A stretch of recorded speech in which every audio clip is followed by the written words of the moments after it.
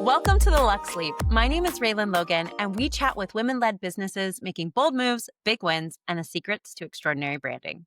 So I have a question. What happens when a high-capacity woman decides she's done DIYing her way to burnout and ready to scale with clarity, confidence, and systems that actually fit who she's become? That's where Erika Stanley comes in. She's a brand strategist and AI systems expert for women in growth mode, especially those who've outgrown the hustle and are ready for structure, alignment, and next level visibility. After 15 plus years leading strategy and digital transformation, Erika made the leap to entrepreneurship to help other powerhouse women build businesses that work without blending in or burning out. Through her signature brand to bot blueprint, Erika bridges the gap between vision and execution by combining human-first brand strategy with custom AI tools that keep her clients visible, aligned, and wildly scalable. She's also the founder of AI Queen Society, the go-to space for women entrepreneurs ready to own their voice, elevate their tech, and grow with intention. Erika is fully the reason that I have almost all of my chat and AI tools and one of my good friends. So please welcome the architect of aligned systems and bold scaling, Erika Stanley. Welcome, Erika. Thank you so much for having me. Gosh, I feel I feel fancy with that intro. That was great. You're so welcome. My goals in life is to make all of you feel like $1 million. Thank you. You're so welcome. So, Erika, we've known each other for a hot minute now. What? It's been almost 3 years? Yeah. Oh, shoot. It's been almost 3 years. Almost 3 years. Okay. Well, some things feel like 3 months, but it's been a good 3 years. But what I don't know and what everybody's going to want to know is what inspired you to start your brand? Give us a brief Reader's Digest version of your company story. Oh, well, I started, as so many entrepreneurs do, with a layoff. I So about a year into the pandemic, I was laid off. However, I was fortunate enough that about a year before that, I had already signed up on our Florida State business registration site. I had already snagged all of my social media handles. Like, I knew I wanted to start my business. I knew that what we were doing in the agency space, that I could do it my way for the people that I wanted to work with better. And then the pandemic hit, and I was so afraid. I enjoyed having the salary and the steady healthcare. And I mean, you remember, we were all in Oh, lockdown. yeah. We were all so terrified we was- were going to get sick and not have healthcare. And so I had kind of waylaid those plans. And then I got laid off. And I got laid off on a Monday. And I spent that Monday pouting and in sweatpants. And then Tuesday, I was like, all right, I'm going to get my resume together. And I started looking at Indeed and looking online. And by Wednesday, I was like, Not for me. I'm not going to do it again, because I had hit the point where I realized that what I thought was job security was a false narrative. I am my job security. I need to be the person that I'm depending on. And I was fortunate enough. I have a really supportive partner. I had a pretty good little nest egg built up, and I was like, I'm gonna do this. Oh my goodness, I love that. And I'm kind of glad I asked the question because I didn't realize how similar we are in that space. I was also laid off due to COVID. Oh yeah. A week before my 30th birthday. And I sat and I think I stared at that wall for a good 3 hours until Teal made his way up the stairs and goes, "What's wrong?" And I just broke. But we both held our feelings funerals and we got up and moved on. And I started this because of it. Yeah, I mean, I got laid off on a Monday. I launched my business that Friday. I built the website. I built all the social media channels. I mean, I was so over it. Well, and I'm let's be not going real. back. And I gave myself, I was like, I'm going to give myself to the end of the year and see how it goes. And here I am 4.5 years later. Just and moving with intention, because let's be honest, the amount of time it takes for you to apply to all these jobs is the same amount of time that you could go find a client, Yep. Yes. because that's all a job is finding your next client to work for. Yeah. So why do Oh, it? yeah. And now I am building my business for me on my terms. I take the vacations. So my husband's been at his same place of employment for 30 years. Still wild to me. And oh, maybe that's not true. Maybe it's only 26 or 27. Anyway, doesn't matter. Round up, A it's 30. really long time. And so he's got a lot of PTO built up. And so I was always the one holding us back. Like, "Oh, I can't take this vacation with you." And now I plan for it. We vacation when we want, and I start my day when I want. There's nobody telling me I have to be in my chair at a particular time because that's not how my brain works. I'm able to work when I want, when I'm feeling inspired, and push myself when I want. Like, it's the amount of freedom that I have now. I think it makes me unemployable forever.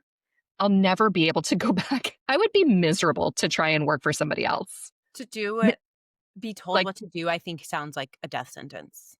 I wouldn't want to work for me, or I wouldn't. Yes, You wouldn't want you to work for wouldn't you. want we to work for me because I wouldn't listen to anybody at this point. I agree. I don't think I would either. And I'm quite happy rolling out of bed. Like if I want to wear sweats, matter of fact, let's just be honest with everybody who is listening or watching this. I switched this shirt literally at the start of us getting on this call, and I still have sweatpants on. And my hair is only half curled. Yep, I'm sports bra and biker shorts. Like I, we're I, living I our like best lives. don't even put on real bras anymore. It's wonderful. Why? Why? It's just life is better this way. And was it hard to build Mhm. it to start? Sure. Yeah. But I know for a fact that two of us are a testament of what life looks like after your first 10K month, your first 20K month. You can do things. You go to really cool concerts though. So yes, it was hard. It was the good kind of hard, the kind of hard you choose, and the kind of hard that you really want to put your heart and soul into because it's your hard and you're Yes. building for you and your future and your family. And yeah, it's the good hard. And the way you want it to be. Yeah. There's freedom and choice. And I think that's the thing that our friends who are still sitting in corporate and like if that it's your choice to be there. Yep. And if you want to be there, cool. Like we're gonna support you all the way through. You're a friend. But at the same time, I I really love that my life decisions this past week were do I go to Vegas to go see Beyonce or do I take my child to go see Michael Jackson the musical? Those were the choices I had. Yep. Those are fun choices. Those are fun choices. Sorry, Beyonce, you didn't win this time. But um those are fun choices. And you can only get that if you can really obtain the freedom that you want. Now, if you're a high level CEO, of course you can make that choice whenever the heck you feel like it. But that's not the case for everybody. You can choose to go to a Coldplay concert with your mistress. Touche. I mean, this episode is going to come out months from now, and that will be old news. But I It'll felt like still I be had funny. to. Yeah. It'll still be funny. So, Erica, Oh, the bros. It's fine. oh the It's bros, fine. they're broing. I The didn't get the permission CE for myself to bros. be on camera. Oh, The CE sir. bros. It's okay. That's now gonna have to be in the fine print of concert tickets. I think it is. I think when you buy your tickets from Ticketmaster, it's It basically says like you are authorizing the consent of being on film. yeah. My golly. Okay. So I'm sure you have 1,000 pivotal moments that in your brand's journey that defined where you are today. But I actually want to narrow in on what was the pivotal moment for you that made you realize AI was going to be the thing that set you apart. So when I started my agency, one one of the things that I had started to discover, and this is totally aside from AI, but one of the things that I had started to discover was that the tactics, the resources that we had as an agency working for multi-million dollar clients, those resources were becoming more readily available to small businesses on smaller scales, right? Oh, So yeah. the clients I work with now don't have the same budget as a giant multinational corporation, but we have access to a lot of the same resources.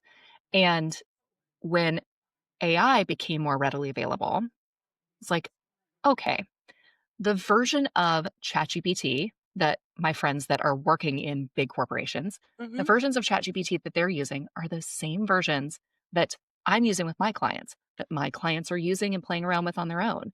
And if I can learn these systems and get my clients and colleagues and these women that I talk with every day, like if I can get all of us learning these systems, then we have a chance to compete with the big fish. And I absolutely love that. Um, we're not necessarily competing on advertising budget anymore. We Yeah. are we're competing based on community and authenticity. It's been really cool working with women as AI has become more prevalent, working with women and teaching them how to use AI to expand the reach of their vision. So, if you think about something as simple as like one of the Coca Cola Christmas campaigns and how much money and reach, and we all are familiar, or a Super Bowl commercial. Ooh, Hmm. the big game commercial, um, how much reach there is with that. And now you think about like a campaign idea that you have, and we have the ability with AI to turn that idea into an email series, a series of social media posts, a potential lead magnet. Like you can turn it into all of these things that the women business owners that I have been working with for years, they used to have to hire an entire team to put together things like this. And now they can create it themselves with a little bit of strategy and ingenuity. Or if they are hiring someone to do it, they are providing them with the brand voice and the outline. And like everything is, gosh, it feels like it's snowballing and growing so quickly, but I love that accessibility. I love the democratization of technology. I love it. It's been very interesting. Like me and you both love AI, and I will give you super kudos because you are the person I will run to if I have a question. Because people run to me if they have a question. If I can't answer it, then I just run to you. And I love so, that. but in this space, and I want to give you kudos. So I'm rewriting my whole year's worth of emails because when the first time I did it, I did use ChatGPT, but I don't know that, you know, I get this on LinkedIn sometimes if I'm doing cold outreach and they'll be like, I'm a copywriter. I don't appreciate your pitch slap. And I'm like, I wasn't pitch slapping you. Like, even creatives need help from other creatives. That's just simply put. Yeah. Um, and I noticed things that you could use help with, like, get over it. But in that space, I had written the first one, and I don't know that I had fully come to this voice. I know that I wasn't fully working with women. I hadn't built this podcast yet. And in all those spaces, like I have changed in the course of a year. So I'm going back through, I'm reading my emails, and I have been rewriting them. And we're talking about what, 50 something emails that have to be rewritten. I Yeah. rewrote 22 of them on Monday in an hour alone because of the bot that I built from your teachings and this podcast that I have created, as well as like all the other elements, because I'm able to really filter in my real voice. One of our friends was giving me feedback on it, and he was like, I just love all these zingers. Like every single one has like a bar in it. And I'm like, I try. I'll be here all week. Yeah. Um, but I wouldn't have been able to do that if I didn't have your system because the first time it was written was without your system. And so now you you've got a very discerning eye and you know what's good and what's not. Now, imagine someone for whom this does not come easily True. and they have their 52 weeks of emails written out for their annual sequence, and they decide they want to make a slight pivot in their business. Now, instead of going back and hand rewriting all 52 of those emails, they can put that entire sequence into ChatGPT or Claude or Gemini or whatever you're using and explain. And I don't even type it out sometimes. I just talk to text Yeah. and explain and ramble like, "Hey, here is the new thing that I'm doing in my business, and it's like just a slight little deviation, and I need to change some of these emails." And it can help go through and identify the places where you don't even have to have it rewrite them for you, but just going through and have it identify the places where you can make those subtle adjustments. Even that is such a level up for people that It's could be such a wild. time saver, and those, like, teeny tweaks those that we as marketers can see and help our clients with.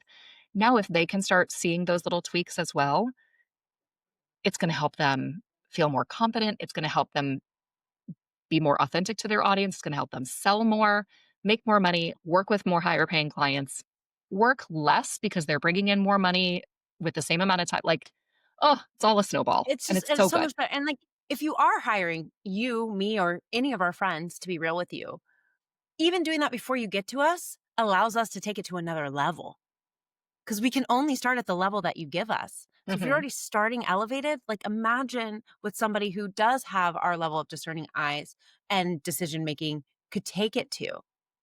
It really shows. I actually had a client send me, bless her heart, there was no question in it, just sends me her ChatGPT thing for how her plan to get to $1,000,000. I was like, I took a deep breath and I was like, "This is great. Yes, that's true, but there's some of these things I just don't agree with because it doesn't have the full scope of the story, it doesn't have the full context."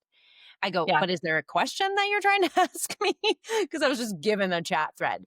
But, in that space, in that coaching, you're right. The thing is, like, and we always say this, is whatever the input is going to give you your output. So we wanna make sure that yep, the input is really strong. But with that input being really strong, when you have someone like you build the bot, like, or you have somebody like me come in and help develop the voice, develop the strategy, you put those two things together, then the access to what you're inputting, the output becomes more finessed. And, I love laughing at people saying that AI is going to replace us. I don't think AI could replace you and I in any capacity. Is it going to make us faster, stronger, better? Hell yeah. But to have your brain power of like what it looks like to work with multi-million-dollar companies, to have my brain power of being able to see where patterns exist and like where we connect that to take you to the next level. yep, I'm positive our AI tools look completely different on the back end than just Jillian out there using it yep. for the first time. Oh, yeah. Oh, yeah, and I'm sure you talk to people all the time, I talk to people all the time who started using ChatGPT, got really frustrated because they couldn't get it to stop giving them the rocket ship emoji and just kind of stopped. Or on the flip side of that, so we've got the people who got frustrated with it, or the people that didn't realize that they were getting rocket ship emojis all the time now. And so now all of their social media captions. And there's these two extremes, people that were getting mediocre responses and saw Mhm. them as mediocre and just gave up, or the people who got mediocre responses, didn't realize they were mediocre, and so now they're just putting that out there. And then there are the more discerning people. We we are here to help you. If that is you listening to this Please podcast, call either of us. yes. Um, but I love the moment when you create a custom bot for someone using the emails, the blog posts that they have written, um, even Zoom call interviews that you have Yes. done with them, and you have been able to nail down their authentic voice and put it into this basically like little intern assistant that then becomes their marketing bestie that they can use. Because one of the one of the things when I started my business that was the hardest for me, now part of this was starting a business and part of it was COVID, it Mhm. was just the isolation. I Oh, felt isolation's the worst. I felt like I was on an island. I felt like most of my closest friends are not business owners. Mhm. And so I was having these like questions and doubts and hesitations and that I didn't have anybody to go to. Um, and also I was used to sitting in an office with other marketing people and being able to like ping ping ideas off of each Mhm. other. And now I feel like I have that sparring partner, and then to be able to take my brain and experience, mix it with the client's brand voice, and be able to give them that little ping ping sparring partner to help them, like that has been gold for me. It makes me so happy when I see them interact with their bot for the first time and they're like, "It Oh, gets me. It gets me." like, that makes my heart happy. I just think I love just seeing people see their voice reflected back to them. One of the things that I do that I don't know that many people do, and I'm now referring to it as echo codes in this book that one day will exist, is I will take all my sales conversations and I will take it and analyze it to see how I can do better. And am I in alignment, oddly, with my human design? Like, am I in alignment with the person that I really am supposed to be? And where can I improve? And and what resonated? Because sometimes I don't know what resonates with people when I'm talking to them. I just say Yeah. things and like black out, and then I could come to it. I'm like, oh, I said that. But to be able to see those things in real time, to even be able to see how your own brain works, I have become a more confident person because of it. Yep. Yes.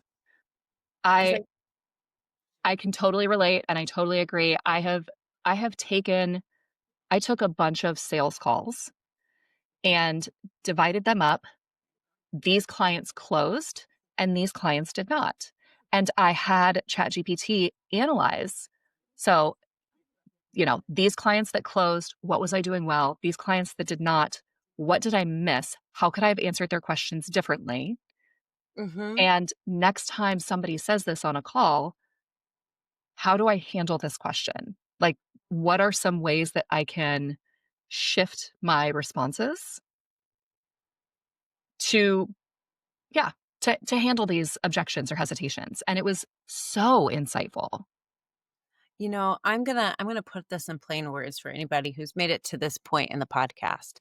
And one thing that I want you to pick up on that is different on how we use this versus how other people use this. We use it as a tool for strategic movement and coaching for ourselves. And not just coaching for ourselves, but the fact that we recognize that it is organizing our own thoughts. AI is not thinking for you. It is your thoughts. Fun Yeah. fact. That's why Yeah, we'll never it's be replaced. that's why we'll never be replaced. And I think the people that allow it to replace their critical thinking, their expertise, they are the ones that are going to be replaced. Oh yeah.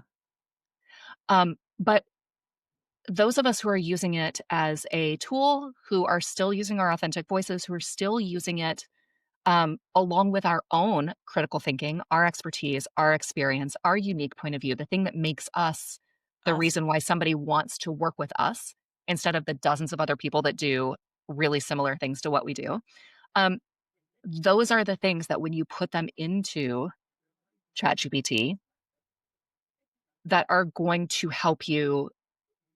Gosh, I hate to say the word amplify because it's an AI word. It's like amplify your brilliance. No, I'm not going to say it. Um, I but refuse. really, but they really help you to be in more places. Oh, I mean, gosh, entrepreneurs, we've all got to play the content creation game. Yep, you can't get out of it. It's a necessary evil. Literally just said that on a coaching call right before this one. And so imagine, I mean, you've got this genius story, this idea, this thing that has come out of your brain that you've turned into a podcast or a blog post or whatever. And now taking all of the little pieces of that and using AI to help you repurpose it, to help you find different angles on, okay, well, I mentioned this one topic. Now, what are some other angles that I can take on that topic and turn them into different pieces that are applicable for whatever platform? If you're a TikTok person, if you're an Instagram Reel person, if you're on Threads, how do I turn this carousel that I did that Yeah. performed really well into a series of threads? Yeah. And and we we don't have to be good at everything. I am I I'm a great brand strategist. I'm a relatively decent designer. I kick ass at this AI thing. I'm obsessed. Um, but I have not figured out Threads. And I am making it one of my goals this quarter is to start posting more on Threads, and I'm That's going to use AI to do it. To analyze what other people are doing well, other accounts that I follow, like, okay, I love this format. I love what she's doing. Now, how do I take the content that I already have and the genius that I have already put out into the world and write it in this format that's optimized for this platform? and I think that, I actually did that the other day for my emails. I took I took this training that I had that happened to be all written, and I was like, and it was going over like what works well, what doesn't work well, and all these different examples. And I was like, I could sit here and read this and try, or I could just upload it and see what I get and tell it to learn from this. And that's what I did. And these Yep. emails are kicking butt and taking names. I've made maybe 2 or 3 edits. Oh, that's amazing. There's one I, framework though that me and my bot keep fighting over that I'm like, "Why don't you get it yet?" But other than that, we're good. I, so you and I were at the same retreat both Oh, this yeah, year the one where and we looked at each last other year. and cried. Oh yeah, that's right. We cried this year. Um, so last year we had our speaker was the writer extraordinaire Laura Belgray. Oh, the only reason that I'm confident in writing is that trip. It's so good. She's so good.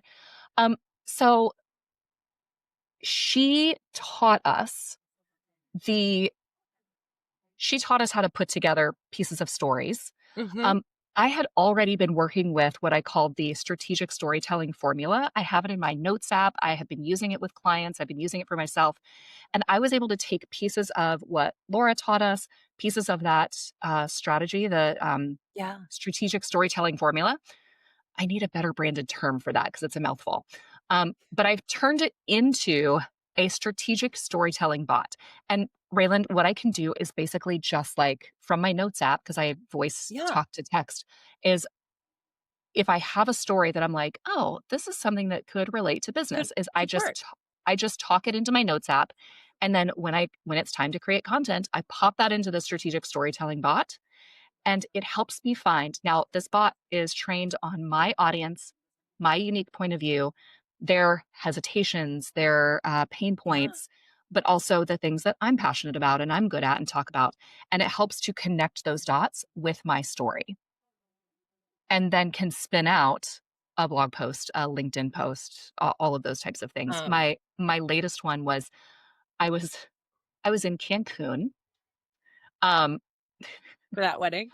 I was in Cancun for a wedding. We're at this all-inclusive resort. The bride, like, we were in this cabana, and they had come to give her a facial, and she didn't wanna go. She was having fun hanging out with her friends, and so she turns to me and she says, "Hey, do you want the facial?"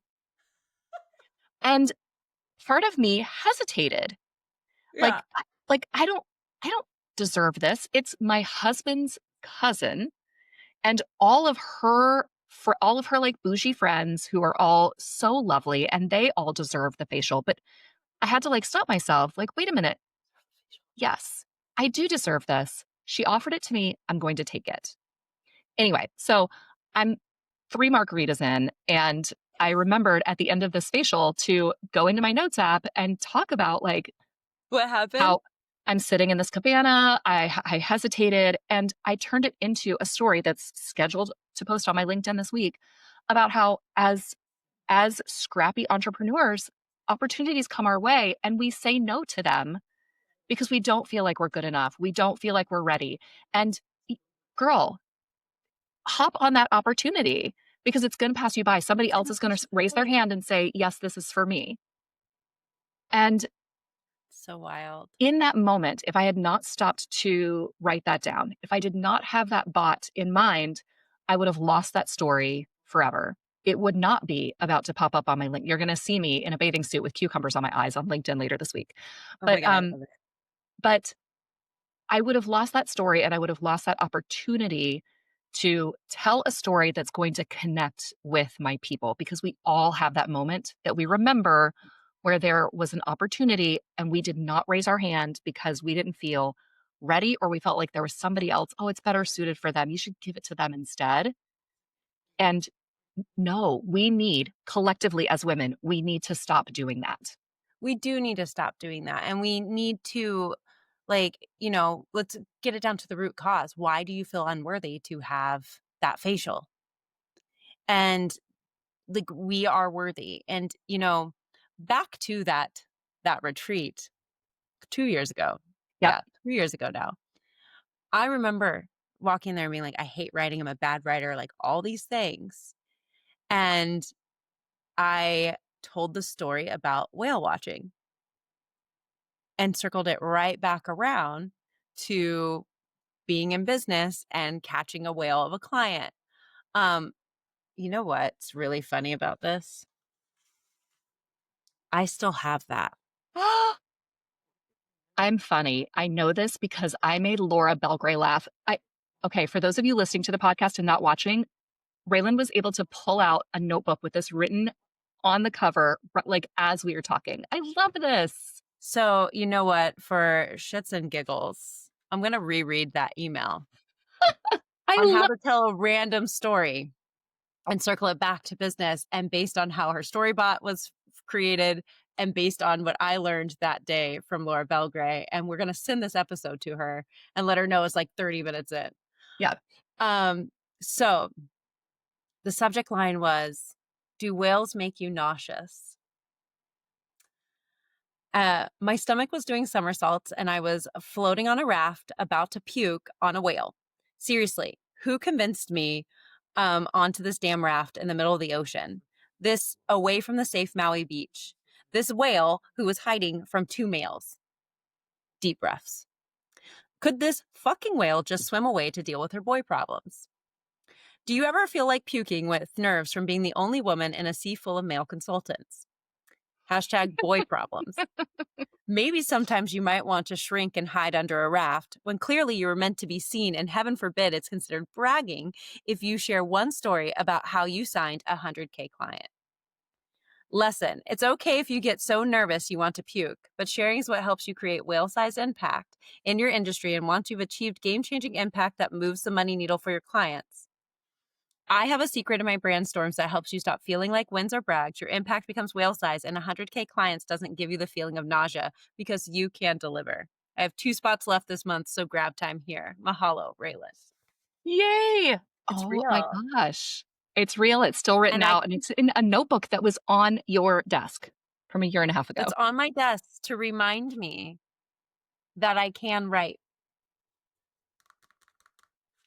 So, and then I made Laura Belgray laugh, but I use that framework too, using what you do voice text. I just refer to them as free writes. And I'm like, here's a free write I did. Pull 3 stories that goes to my audience. Love it. I should Look, share we're that. on separate coast. I should share this bot with you. You should. I want to see what happens. So I've created a version of that bot so in my AI Queen Society, which is on Substack, I have like most of my subscribers are just free subscribers. Then I have my like paid AI Queens, but my OG AI Queens, so that's anybody that joins as an OG for this first year, they get the strategic storytelling bot. And so I've been building it and I'm building it along with a workshop so that I can just like hand everything over and have people build it themselves Yeah. because it's so much more powerful when you have your brand and your audience and their pain points and your voice and like all of that becomes so much more powerful when you have that in place. And then rather than just randomly connecting the story, it's connecting it to things that are specific to the people that you are talking to. I'm going to send this to you. You're going to love Send it. it to me. And then today I decided I was going to sign up for Substack and start my own. So listen, everybody, you have 2 people to follow on Substack now. We're going to see how this goes. I'm going to I be tell texting you you what, all the time. there are so many AI people on Substack, and there are just as many, if not more, anti-AI people on Substack because it's for writers. And there's Yeah. a ton of writers that are like, AI is soulless and it's going to destroy us. And to them, I say, Sorry, not sorry. Oh my gosh, that is so funny. Yeah, I don't know. I was just somebody was asking me about it that I was coaching and I was like, "Okay, I'll figure it out." So, here I am saying yes to something to figure it out as per It's usual. it's awesome and I'm obsessed. So, Okay, I figured I'd just move most of my blogs over and see how it goes. yeah. I've written enough. We'll just move it to a space people might actually see it. Yeah. So, as we look at this and we move into the future, I need to know, people need to know, what are your long-term goals for expanding AI Queen's impact? Okay. Studies have shown that women are adopting AI at slower rates than men. Woof. Even even when they have the same access, even when they are given the same tools, women are slower to adopt it. And there are a couple of theories about why, there are a couple of reasons why. Part of it is because we, generations, millennials, Gen Xers, were raised thinking that science and computers and tech was a boy thing. And Yeah. even though, I mean, we're grown ass women now, we know better. Yeah. Those little voices are still in our heads that I'm not tech savvy enough to do this. Girl, yes, you are. You Yeah. absolutely are. If not smarter. And the thing that is going to set you apart is that women traditionally, and I don't want to like pigeonhole or stereotype, but women traditionally have higher emotional intelligence, higher EQ. Yeah, we do. And those are the Scientifically, I think. things. Yeah, I think so too. I don't Yeah. have the studies to back that up, but They're but just not sitting in front of us, but we could find yeah, them. AI could find those for us. But I, those are the things that are going to make AI less robotic and sound less like everyone else is that high EQ, problem Mhm. solving, the bullshit detector that all women are also raised to have because You danger. have to. Yeah.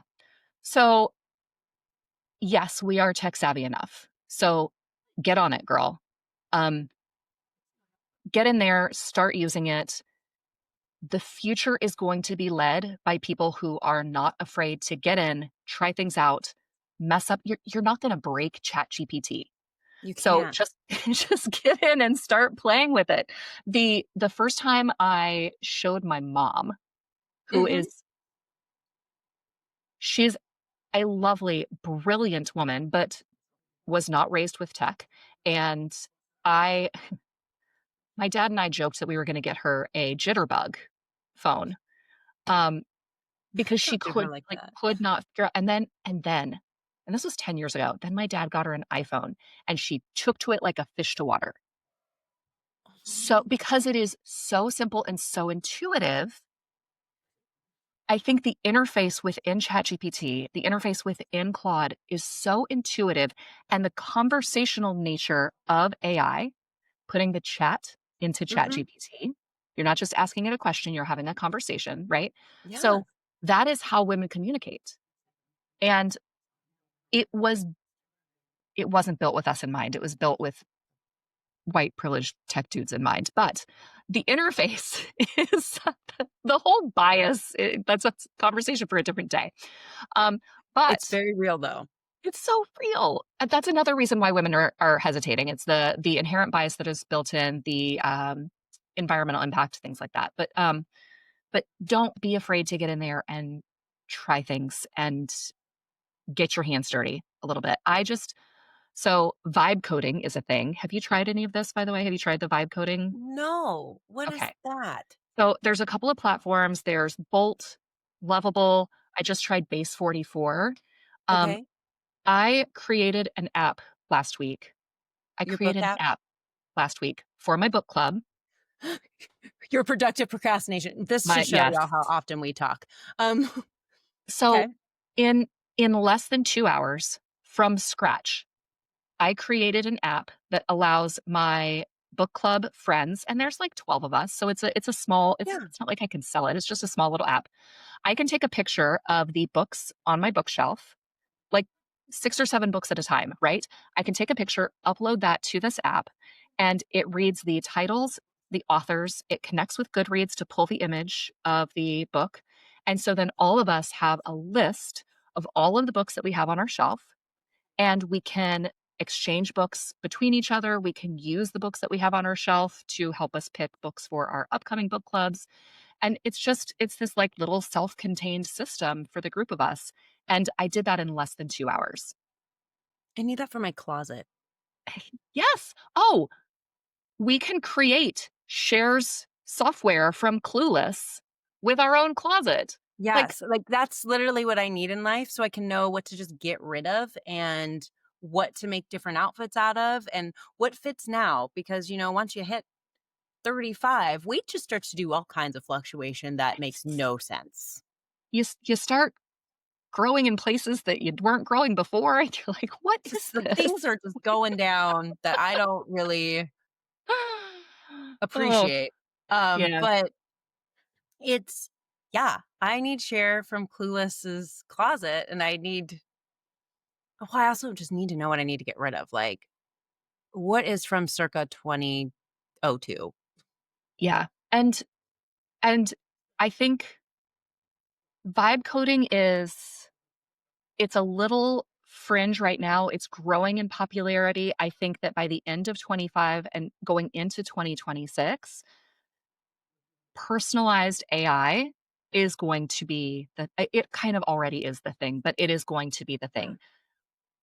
What what apps can you think of that would make your life easier, and now you don't have to wait for a developer to make it for you? You will have the ability to make it yourself.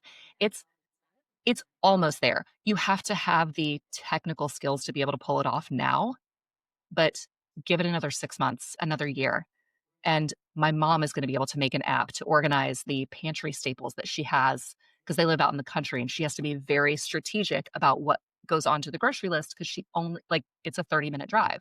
Yeah. So, if Oh, that would if be nice. if I could I think my love language over the next year is my love language is, "I made you an app." Okay, well, if I your need love to make this language for is my mom. that, mine would be an app where I can take a picture of what is in the kitchen and create meals based on what's there to hit the macros that'll help me lose weight and maintain the weight that I'd rather be at because, like I said, being in this new fluctuation of life, um, that that right there, if it wasn't me constantly eating cottage cheese and peaches, I'd be a happy lady. Not that that isn't gross, it's, like, on repeat, it gets annoying. I love cottage cheese and peaches. I do too, and it's peach season here, and farmers Yep. market's peaches, but, like, what happens when it's peaches in November? Ugh. Ugh. Like, you know, it's different Yeah. when they still taste like sunshine, Yes. um, and not whatever happens in a greenhouse. Just saying. Yeah. Um, oh my gosh, I love this. We could talk about AI forever, and I'm kind of excited about this vibe coding. I've got all the vibes, and I need to put it into the world. So, the system that I used to create that is called Base 44, Okay. um, BASE, Base 44, and they have a free plan, and I created that whole app on the free plan. So, See? you could today, if you had an extra hour or 2, just go in there and start creating an app. And I would say that it's easier to start in ChatGPT and tell it what you're trying to do and have it, like, because you need to know um, what kind of users you need. So you're going to be an admin. Are you going to be the only one using it? Or are there other people that are going to be using it? What specific, like, are you going to log in or there's a whole bunch of things that have to go into like the thought of creating an app. And you can use ChatGPT or Claude to help you like brainstorm and get to a point where you've got all of this outlined and then you put that into base That into 44. base 'Cause 44, and I have on the so many free like plan on the free plan, you only get 5 queries a day. S okay. So you gotta make them count. You gotta make them really long. Like, "We're gonna do this," and then it's like a whole dissertation, and then it's gonna spit out the app, and then you'll go through and test it, and over here in your notes app, you've got a whole bunch of things that you're finding, then you put that into ChatGPT, have it outline it, then it goes back into base 44. I feel like I'm making it sound more complicated than it is, but Are you kidding me? That's to me actually sounded really easy. It might be yeah. complicated for those who don't do this all the time, but I promise you, friends, this is actually a lot easier. My brain actually said, okay, but now how can I use the cookbooks that I have and upload those to be able to say which ones are going to hit my macros based on what is in my fridge and what do I need to buy in order to make that happen? Or like, Yep. what can I get done quickly for lunch that isn't going to take me 2 hours? Because I like fancy cookbooks, Or everybody. I've only got these, like, random tough to hit macros left, and it's, like, 8:30 PM. What can I eat in What my can I fridge eat? that's I gonna get my fill these? 128 grams of protein a day. Oh, that's a lot. I feel like once you hit a certain age, like, half of my day is trying to figure out how I'm gonna get enough protein. It I is, like, it's I just literally do I need to buy a cow? I don't like, understand how people are eating this much protein. I Anyway, figured out how to make an orange Julius protein shake. So, because I don't like how thick protein shakes get, so I bought this, like, crushed ice mold because my fridge doesn't have an ice thing to it. me neither. I love orange juice, vanilla protein powder, and, like, water it down so it's like drinking it doesn't have the consistent it has the consistency of, like, orange Julius. Okay. Um, because the first time I had it, I gagged. Teal made it for me, and I was like, "What is this?" And then, and like I said, a lot of cottage cheese, and then I've been, like, boiling eggs in the Yep, Instapot and leaving them in the fridge, same. and I I'm so over all of those. And then, like, you go and I have this app on my phone, I take a picture of my food, it tells me my macros. This is how much AI runs our lives, y'all. I take it and it tells me how much I'm like, I eat so many carbs, and it's not even, like, bad carbs, I eat a lot of salad, but then I'm like, how much chicken or steak or insert I swear, this chase for protein, but also because I'm really not supposed to have dairy is brutal. Ugh. It's brutal. It's Well, brutal. AI can help you solve that. See? And, like, that's what we need to do, and that's what when you said, like, then you put in the notes, like, I was like, "No, now I just wanna know what else I'm adding to it." Like, that's where my brain went, and so I love it. I don't be shocked if in, like, a couple weeks I'm like, "Here it is, you wanna share it? Here you go. I made this up. See, that could be your love language. I made you an app. I made you an app." Like, who needs Christmas presents? I solved all your big problems. Um, so rounding out this, because me and you could go on for years, you might just have to, like, be here multiple times throughout the seasons. But my favorite questions to ask everybody at the end of the podcast is, what does a day living a luxurious life look like to you? Ugh. I want to be I want to be overseas. I want to so I live in sunny, beautiful Florida. And as we all know, Florida is it's a little Place. hurricane prone, kind of stick Mhm. out there on the end of the country, a little hurricane prone. And so my husband and I want to reverse snowbird. We want to Ooh, have Florida be our home for the majority of the year. And yeah. then during the hot hurricane months, go somewhere else.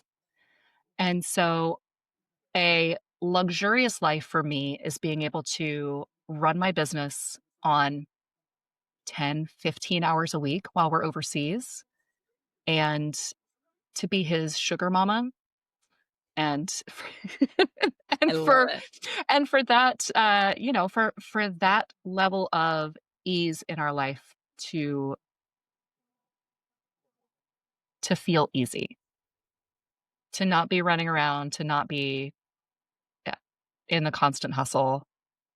I still feel like I'm in the hustle season of my business Yeah. and I'm okay with that. I am looking forward to a chapter where Lux is the chapter of my business because I'm bringing in higher ticket clients and I only need 5 of them per year instead of 20, you know? It's gonna be incredible, and I'll be visiting you wherever it is that you go.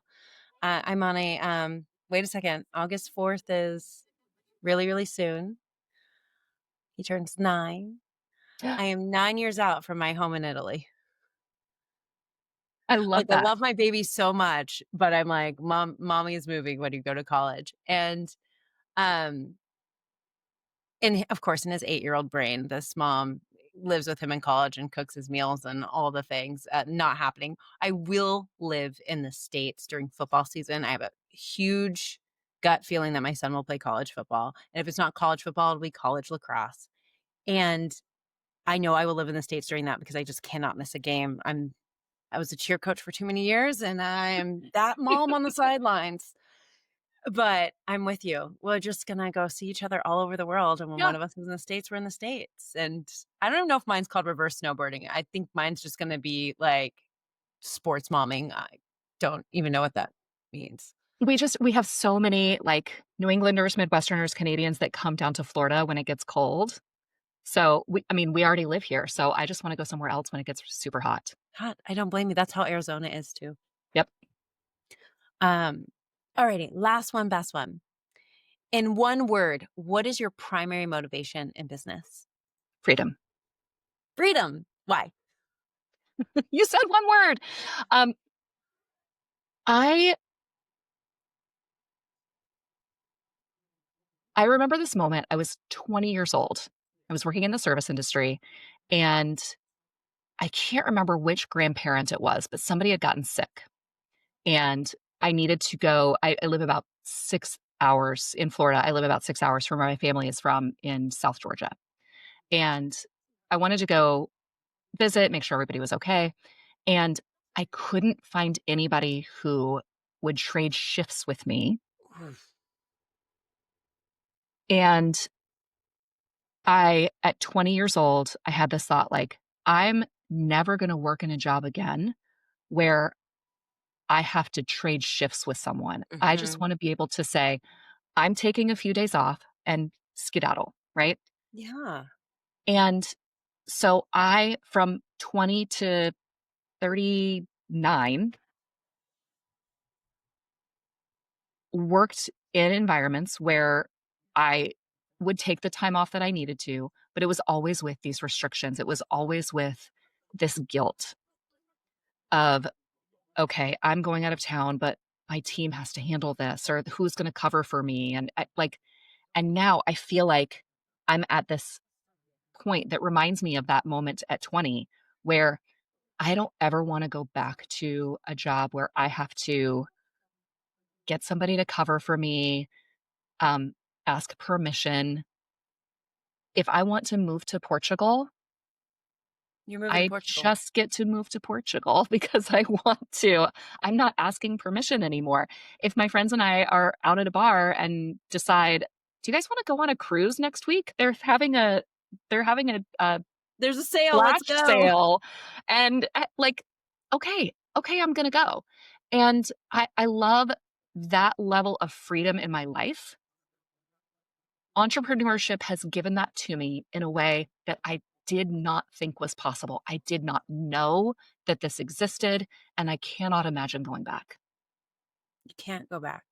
We can't go back. Um, this has been incredible. Erica, this has been so much fun.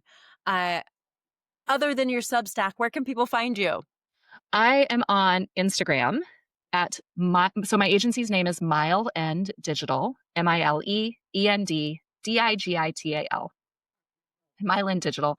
Also at AI Queens Society.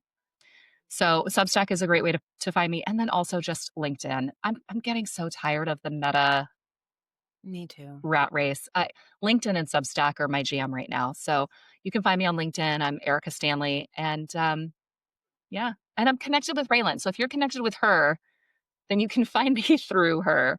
Um, It's true. yeah.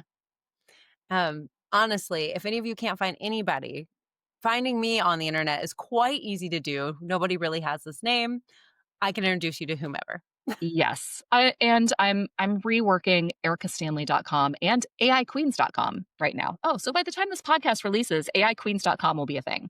It will be a thing. That is totally true. So, everybody, that is how you connect with my dear friend Erica. She's absolutely incredible. We have conversations like this all the time. And so, I just wanted you to have an insight on what it feels like to listen to the two of us just jam it out, for lack of a better term. But Just a little fun. insight into our brains, Just a our little. crazy brains. We kept it slightly PG for all of you, and I'm proud of us for what we were able to accomplish. You're welcome, everyone. You're welcome. All right, y'all. Until next time. Bye.